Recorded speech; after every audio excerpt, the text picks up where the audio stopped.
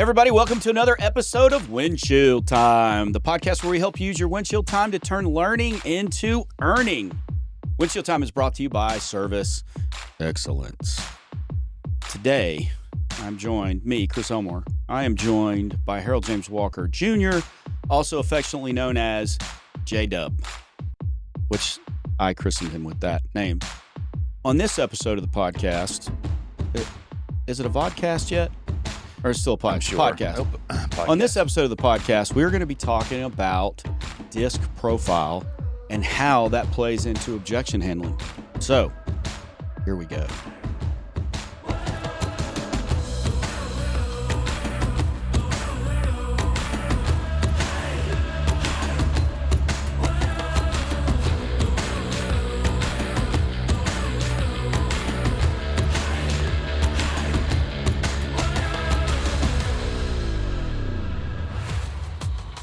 I really don't know how to start this one with you, this episode. Because on the last one, hopefully everybody's seen by now, your ability to eject coffee from your nose. Yeah. But I'm not sure. Did it come out of your nose? It mostly was out of my mouth. Mostly out of your mouth. Okay, we'll be sure. Most of it went through my nose. It stayed in my sinuses and hid behind my You know what we need? What?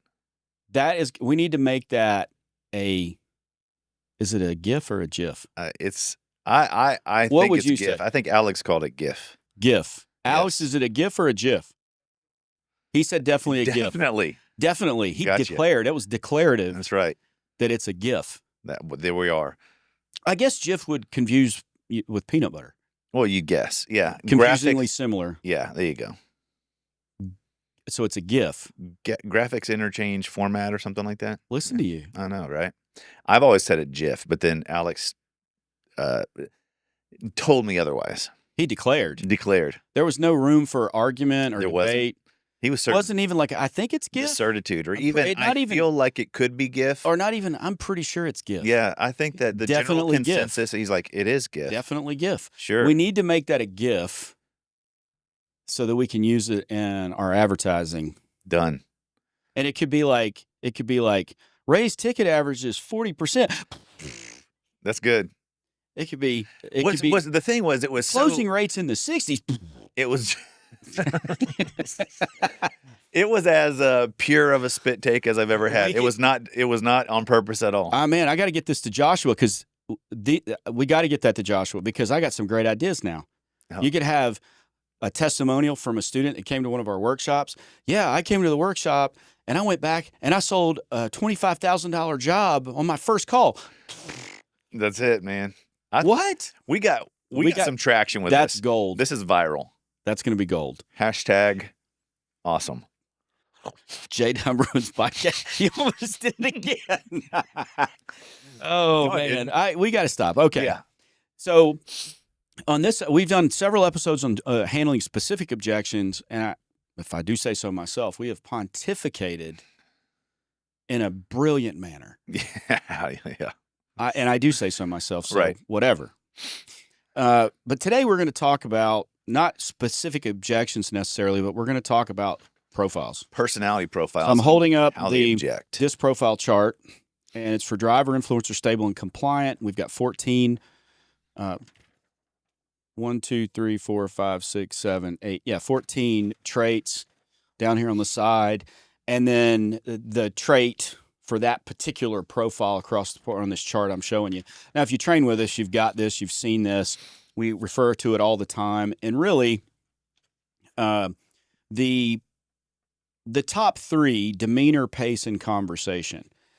These are the ones that when you're talking about demeanor, which is how somebody carries himself, and it's a combination of nonverbal cues, movement, facial expression, all that kind of stuff, demeanor.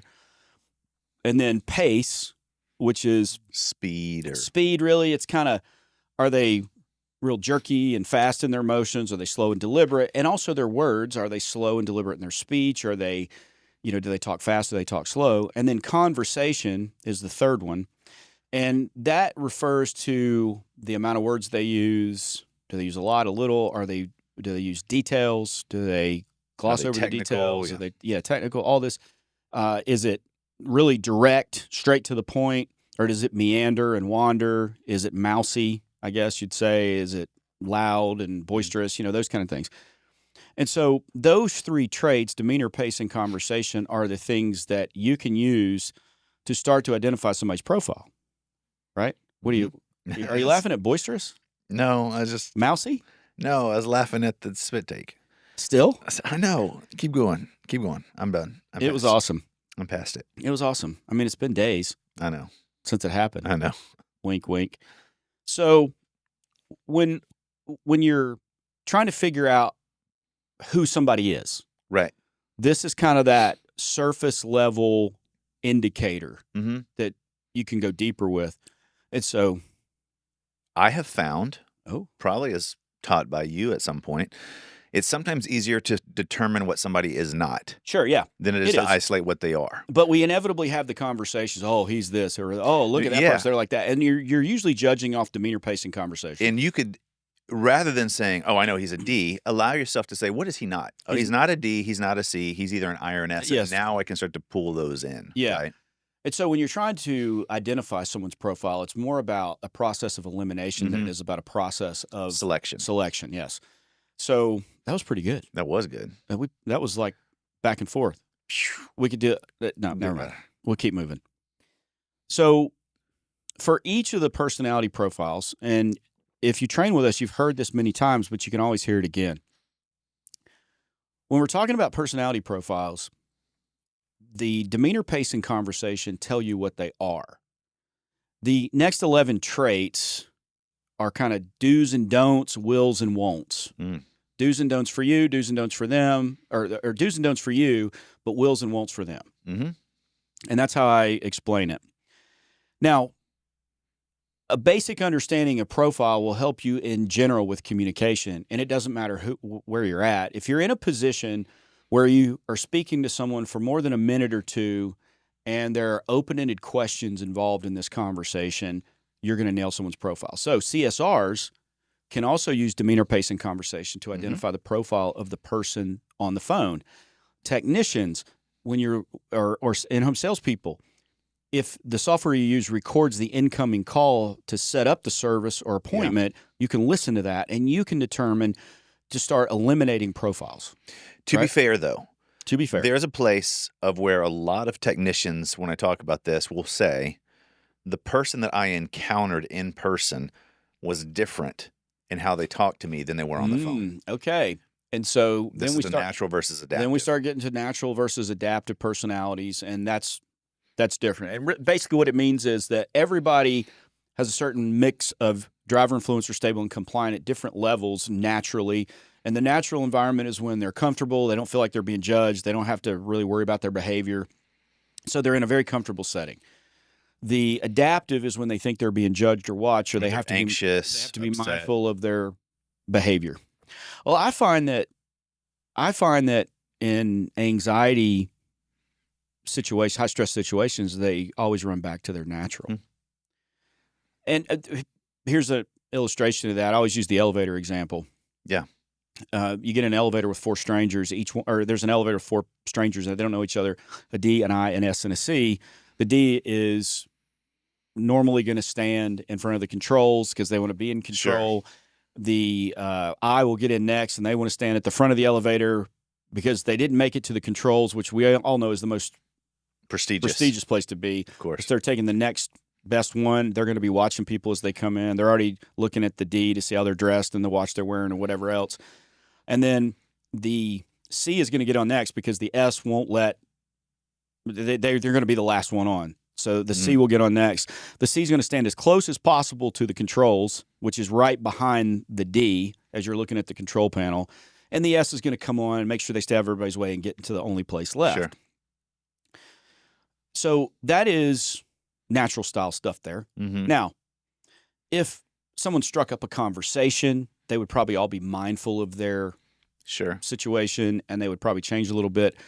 But now if the elevator's descending from the 100th floor and they get about 54 floors down and all of a sudden screeching halt, boom, lights go out. The D is going to be the one, all right, everybody shut up. We're going to figure out a way out of here.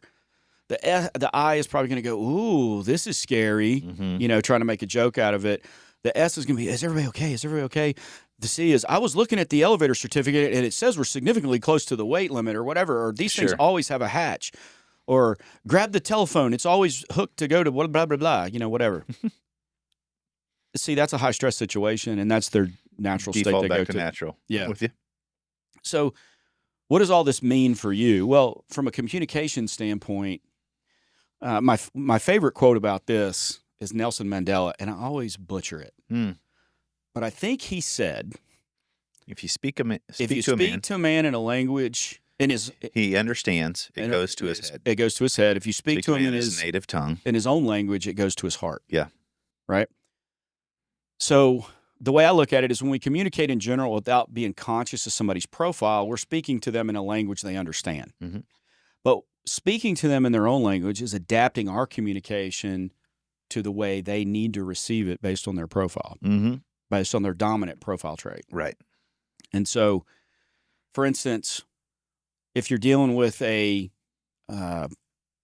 on, it's relational to, it's your profile, whatever your profile is, and how you adapt to the other person is either in, out, up, down, whatever. It depends on your positioning as to whether you lessen something or increase something. So, for instance, if you're a driver, you're the hard charger. Let's go. Let's get it done. Let's check it off the list. I don't have time for indecision. I'm not worried about liking you. I'm going to be talking very direct and bold to you. I might get loud. I'm going to dictate. I'm going to assert, all these kind of things. And if you're a high S and I'm the high D and it's my job to adapt to you, then I have to slow my speech down. I have to lower my volume. I have to be softer with my demeanor. I have to be a little more open with my demeanor.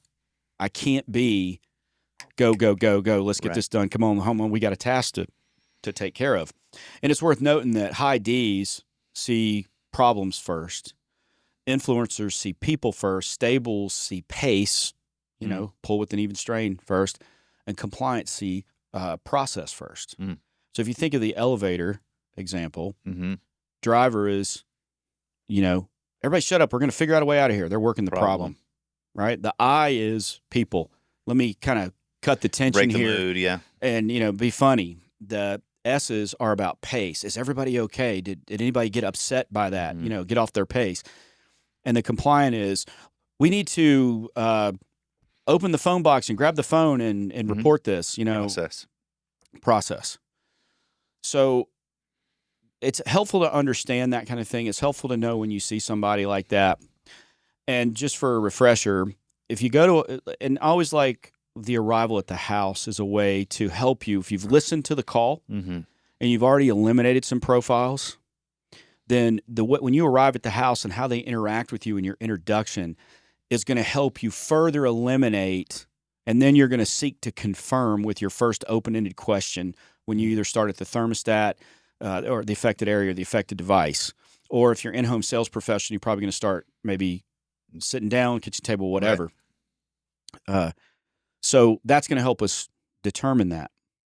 But a driver is the one who you pull up to the house and they've got the garage door up and they're standing there with their arms folded because that's where the thing is, right? Or the access to the thing is there. Yeah. The influencer is the one who's probably not waiting on you, but you go to the door and they're like, you're their best friend all of a sudden. Right. They're talking. The stable is the one who is not going to be waiting for you because it's rude, but they're going to be watching probably to see when you get there because they don't want to keep you waiting, and they're going to come to the door, and when they greet you, it's going to be very reserved. It's not going to be, hey, how you doing? Or, hey, it's right in here like the D or the I would do. The S is going to be very reserved, and they're only going to answer the questions you ask. They're not going to talk first. Right. The C could also be waiting for you in the garage, but they're probably doing something else at the same time related to the problem, like they've consulting their notes. Up the panel door. They've took the panel off, or they've done something. So you'll get used to recognizing these. And then the definitive way to determine someone's profile after you've eliminated a few is to ask an open-ended question. So when you get somebody, how's your day going? That's an open-ended question, right? But it's also an icebreaker question, so some people don't put a lot of thought into it. But in the extremes, Sure. a D would be like, fine. And I would be, man, what a day.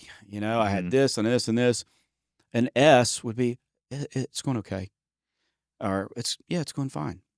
A C would be, how's your day going? They would be thinking, why are you asking me that question? How does that have anything to do with what you're here to do? That kind of thing. But in our world, the great questions to start with, if you're on a diagnostic call, it's how's it, can you tell me what's happening? Yeah, I like using this phrase. I like saying, hey, I read through the notes and I realized that we do have your toilet's backing up. Because if you just go, what's going on here today? They would think, didn't you read the notes? How come I have to? But I've confirmed that at the door. situation, right? I've confirmed already why I'm there. So I would already reiterate, hey, read through the notes, but why don't you, in your own words, bring me up to speed on everything you think is important for me to know as we go about our process today. Yep. That's a great one. Everything that I need to know, you're going to hear that high C is going to get clinical and data-driven. Well, let me consult my notes here. Sure. High S's, I'm like, I don't know. My husband typically deals with this. There's just so much data that you get from a question. The I, you're going to probably hear not much about what's the problem was, but you're going to hear the effects of the problem, the symptoms, how it made them. The movie they were watching when they realized it was cold in the house or whatever. With the D, it could be as simple as quit working, I called you guys. Yeah. That's it. So that open-ended question is always one that's good to start with. Yep. And so I always like to talk about how DISC profile can be used in our everyday life. If you're meeting new people for the first time and it's not work-related, let's say you're going to a work thing with your spouse, or you're going to a meeting for your kids' baseball or sport or whatever, and you don't know anybody there. An open-ended question is the best way to understand who's around you. Mm-hmm. And so asking an open-ended question means that there is no set answer or no set format for the answer. There's no set words that have to be said. The person chooses it's a blank check. All of it. Mm-hmm.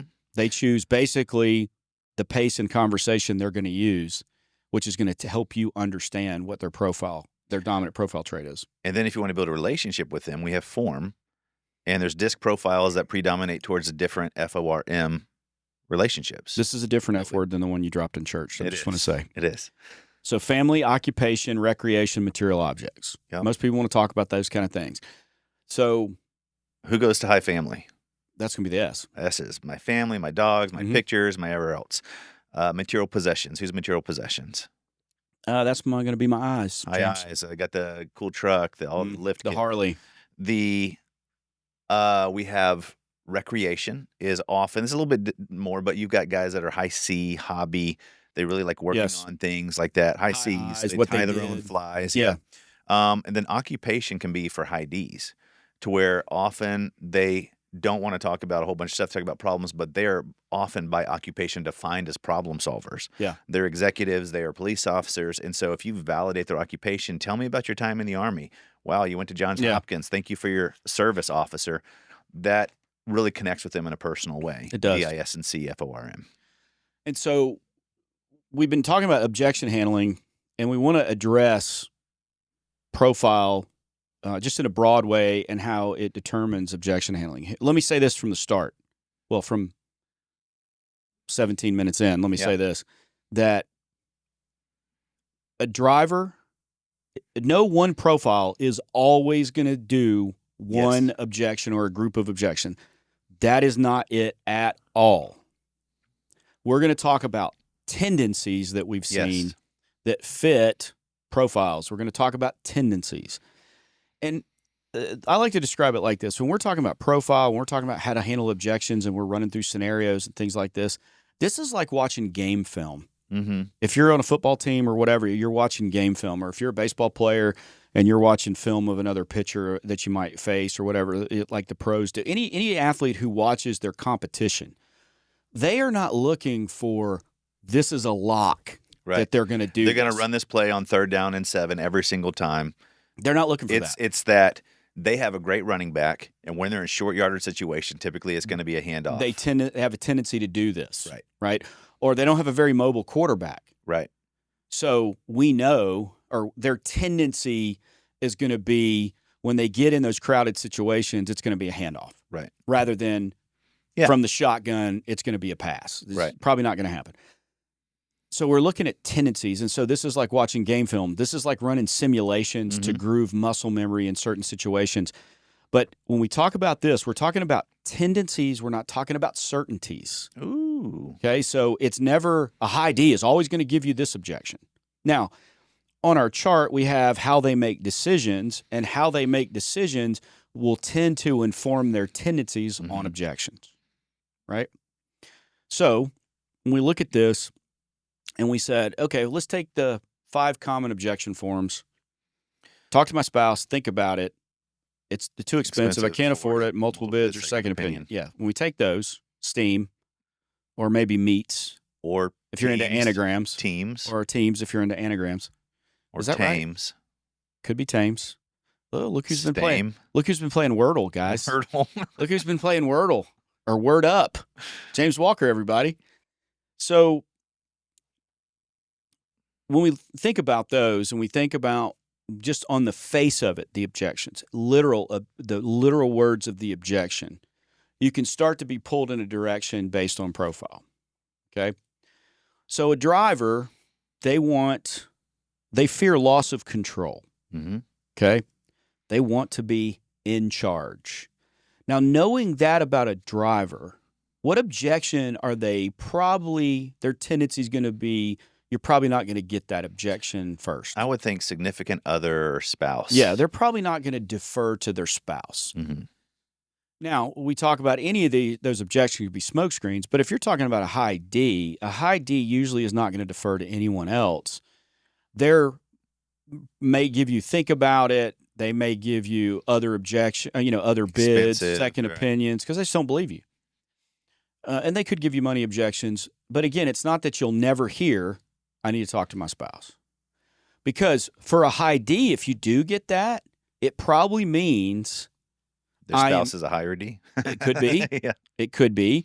Or it could be they recognize their spouse is a high S and even though, or a high C, and they would want to be informed because a C needs to know the end result before it happens. They need to anticipate it. And so there could be reasons that a D would give you that, but on the face of it, probably not the first one that would come up unless there was some other circumstance behind it. So now if we go to the influencer, which one do you think would be least likely to get from an influencer? Least likely. One of the things about influencers is they're not super detail-oriented or technical. So often the multiple bids, I'm going to get 17 different bids and look through this stuff. They're more buying you, the emotion they feel around you, and I would think that they'd be more into I need to think about it as a smoke screen. Yeah. When in reality, afforded or expensive might be the real objection there. It could be. And I don't think they would tell you they can't afford it. Right. Or it's too expensive. Because they care about what other people think. How they make decisions, status and recognition, what other people think. What do they fear? Loss of prestige. Yep. What do they want to be? Admired. Yeah. And so a person who wants to be admired, who wants to maintain their prestige and wants the status and recognition and wants you to really like them, because it does require you to like them too. Sure. Their eye likes to be liked. They're least likely to give you an objection that starts that way of, I can't afford it. Right. Because that's a loss admission of prestige. It's lower status. It's a loss of prestige. You're not going to admire somebody that can't afford it. In their brain, that's a high I. Now, does that mean that you won't ever get, I can't afford it from a high I? Again, I want to say, no, that's not what that means. It just means we're showing tendencies here. Yeah.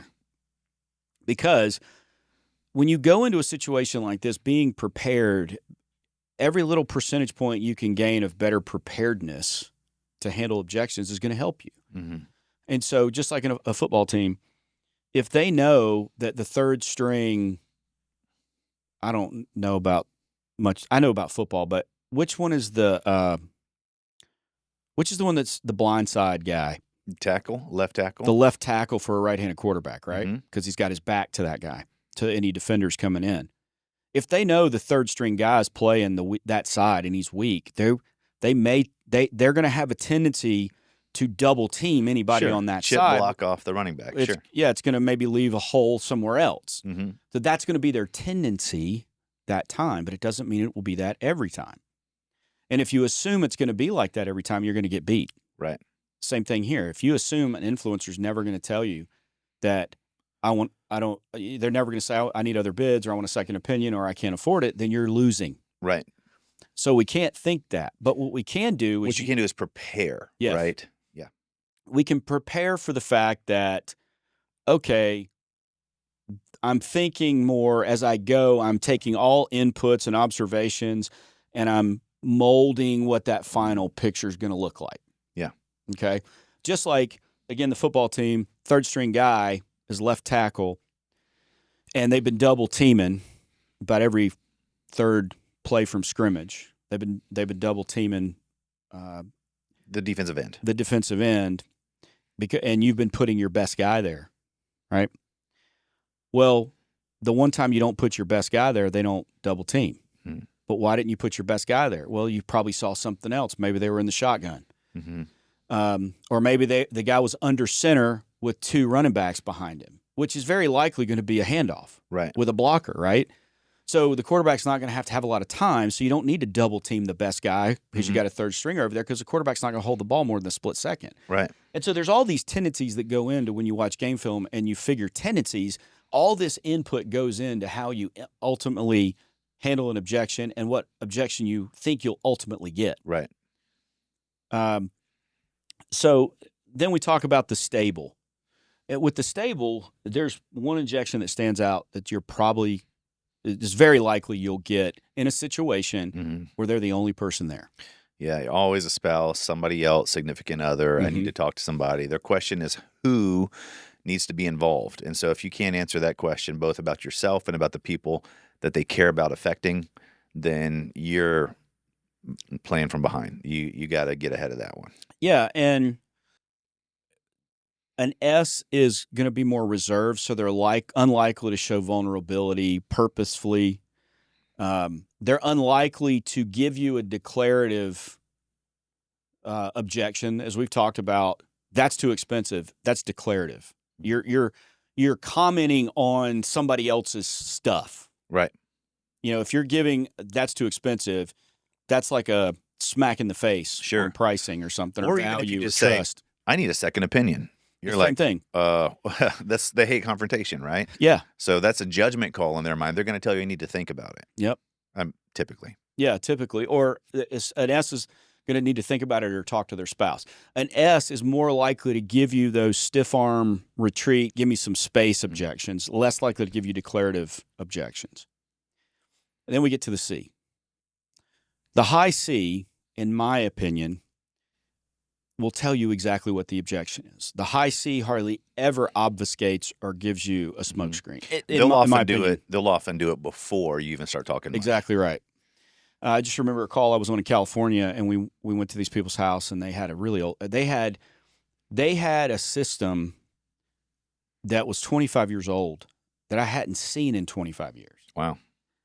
This part of California, I mean, they didn't run air conditioning that much, and whatever. And they were, we opened the windows, that kind of thing. Well, the system they had was a very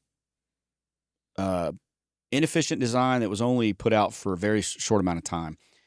Well, they were low on refrigerant, and being as old as it was a R22 system, and so naturally we recommended replacement because, it was going to be $2,000 for the refrigerant in California for the work and everything that needed to be done.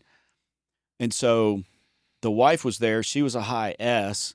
The husband was there. He was a high C. They had people working on a gazebo at the back part of their property where they have a pool. And when we came in and the technician recommended replacement, did everything like he was supposed to do. It was a great call. The high C was the husband, because the S was like, he's going to handle it. And she went back and did whatever she was doing. And the husband was a high C. He goes, we just can't do this right now because we're doing the gazebo. We're having the kitchen remodeled. We're spending this much on that, this much on that. We just took out a home equity line of credit for this specific amount, so I don't think we can fit it in that. Yeah. There was no smoke screen there at all. Right. It was the high C sees a problem to solve. Mm-hmm. And they will tell you the problem they're solving because they want the problem solved. Yeah. And there's a process to solving a problem. And a high C believes the more information you can have, the more data there is and the more people looking at the data, the better the decision Mm-hmm. is. And again, so these are tendencies of these types of profiles. And remember, everybody's a mix of all four. Mm-hmm. And everybody has a natural and adaptive. And if this is a high stress situation for them, they're probably going to be in their natural state. If it's not that high a stress, they can probably relax and be in their adaptive state. So the way you can tell too, this is another practical for anybody who's worked in someone's home. When you get there, they're all uptight. There's anxiety and those kind of things. And then at some point, after you have found the problem, told them the solution and the price of the solution, and they've accepted it, or you're working through that, they will ask you if you want something to drink, or they will ask you something like that. Why didn't they do that when you first got there? They were too stressed to do that, Mm-hmm. right? So that signals a change in their profile. Like a driver will loosen up. If a driver, they don't know what's going on, they're not in control because they know it's broken, but they don't know why, they don't know how much it's going to be. They're out of control. That's lack of control. Once they let's say you walk up to the house and there's a Harley, a beautiful Harley in the driveway, and you walk up to the door and it's a high, the high D's already waiting on you. Come on Right. in, whatever. It's right around here. And you comment, "That's a nice Harley. How long have you had it?" About 5 years. But okay, here's the thing, Mm-hmm. right? And then once you've diagnosed, once you've told them the solution and how much it's going to be, and they now have the information to be in control.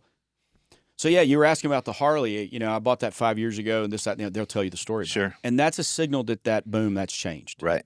Okay.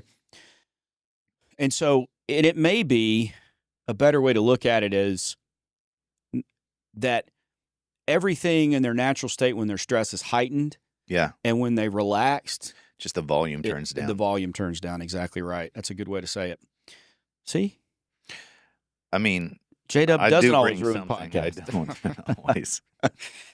So, but that's one side of it. What's the other side of it? The other side of it is you and your profile and how that influences the way you handle objections. That's a nice look to camera there, man. You like that? That's good.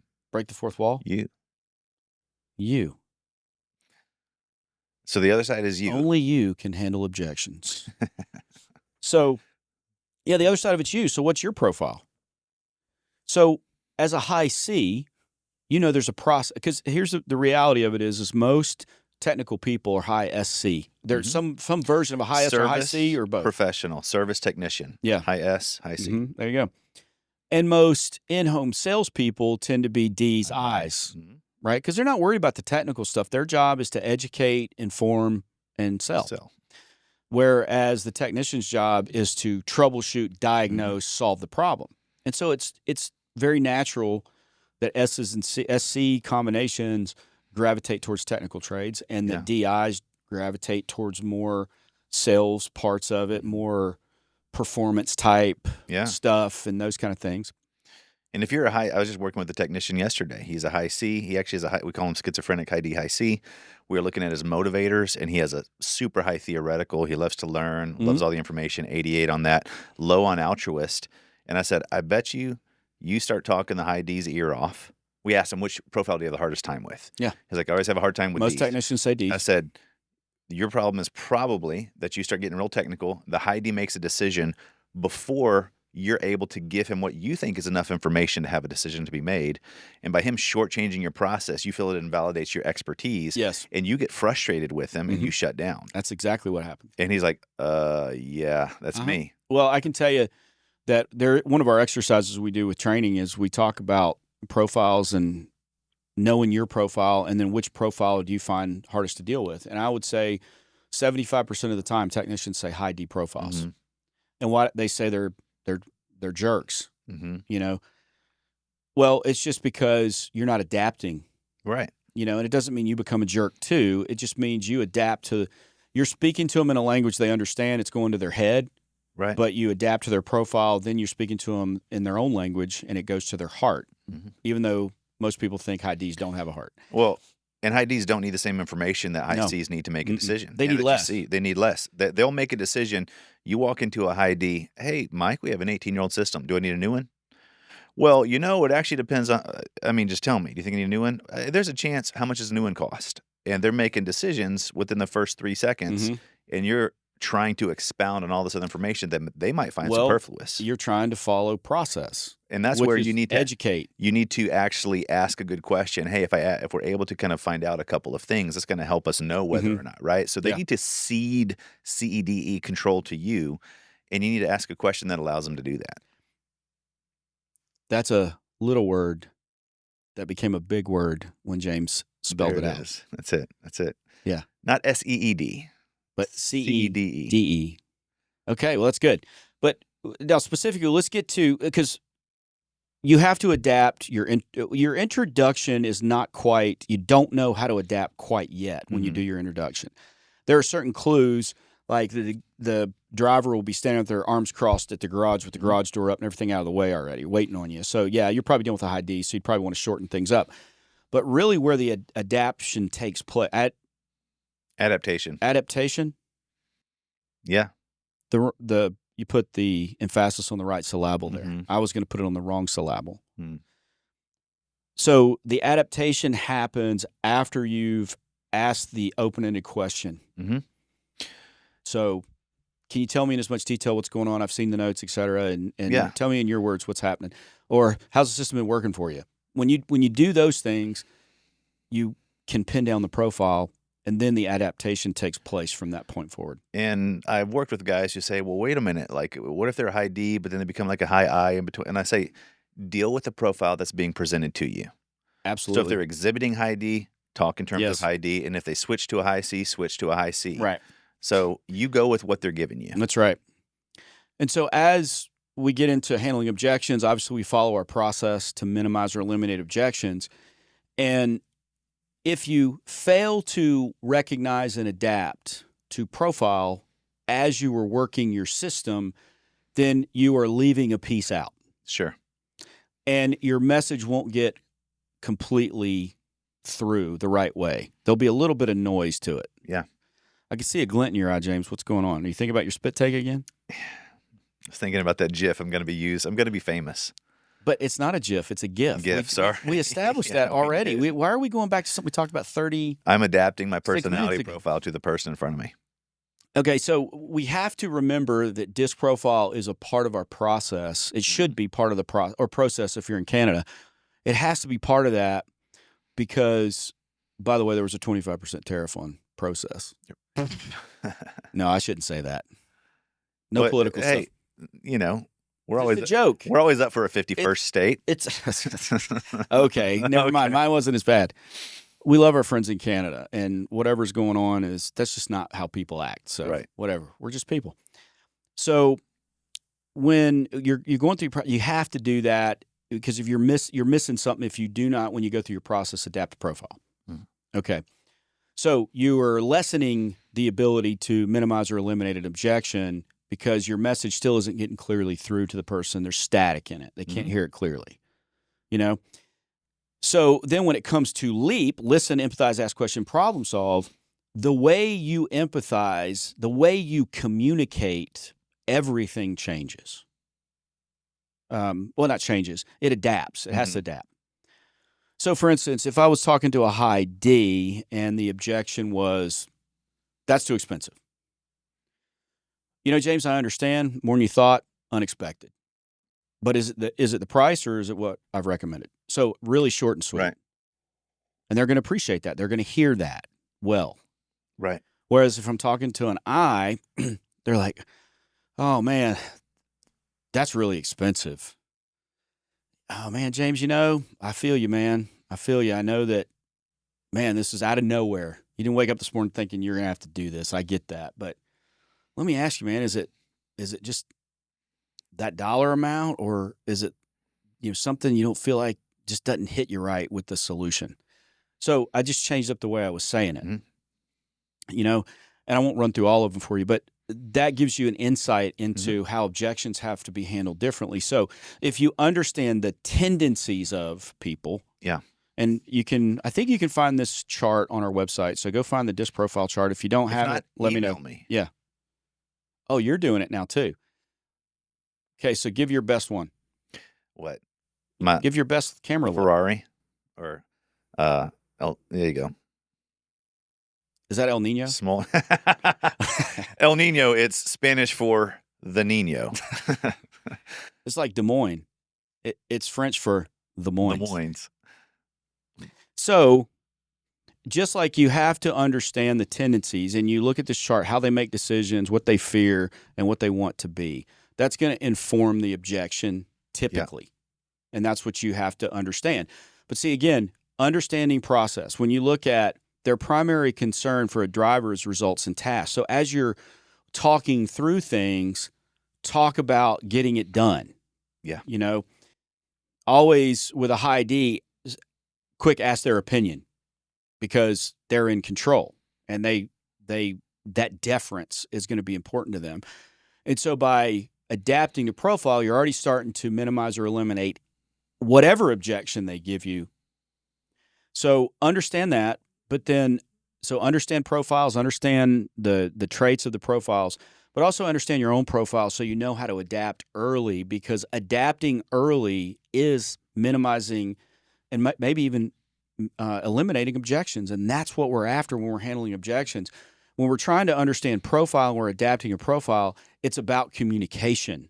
It's not, none of this is about manipulation. It's about communication. If the glove doesn't fit, you must have quit. So that's right. But get a hold of this. If you want to know more about it, you can contact me, 254-733-7109 or Elmore at serveextra.com, which is our website, www.servextra.com. Blog post, articles, more podcasts or vodcast. I don't know what they're going to be. Alex, vodcast or podcast? Just podcast so far. So far. Like we haven't made it to podcast definitively yet. He didn't, you know, it's interesting. He didn't go definitely a podcast. Yeah. So that's my contact info, but you can get to our website. If you want to talk to J-Dub. James at serveextra.com or 254-230-5266. You can also go to our website and find our workshops coming up for tech and sales. May 5th through the 7th is sales. May 8th through the 10th is tech. And when this is released, they might be coming up quick. They might be getting seats might be getting scarce. So don't wait. Get registered. Get to that class here in Buda, Texas. I think that's it for today. That's it. So James, take a drink of coffee when you do this. What do we do here at Service Excellence? At Service Excellence Training, we turn learning into earning. Bye, everybody.